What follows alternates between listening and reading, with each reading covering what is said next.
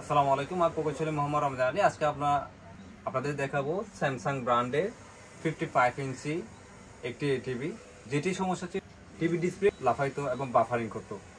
তো উক্ত টিভিটি স্যামসাং ব্র্যান্ডেও দেখিয়েছিল, ওনারা প্রায় 40,000 টাকার মধ্যে বাজেট চেয়েছিল।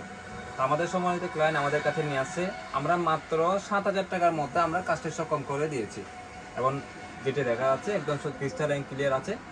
আমাদের কাছে রয়েছে এই টিভি মেরামতের অত্যাধুনিক ডিজিটাল বন্ডিং মেশিন, যেটি সরাসরি বাইরে থেকে ইনপুট করা, যার মাধ্যমে উক্ত প্রবলেমগুলো সমাধান করা হয়।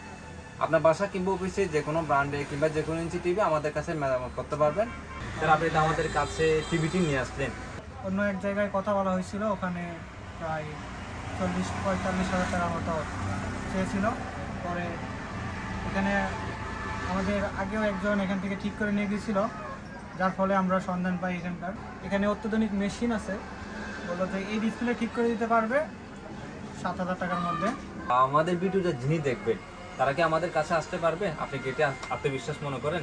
হ্যাঁ, এখানে বিশ্বস্ততার সহিত কাজ করানো যাবে আমি মনে করি।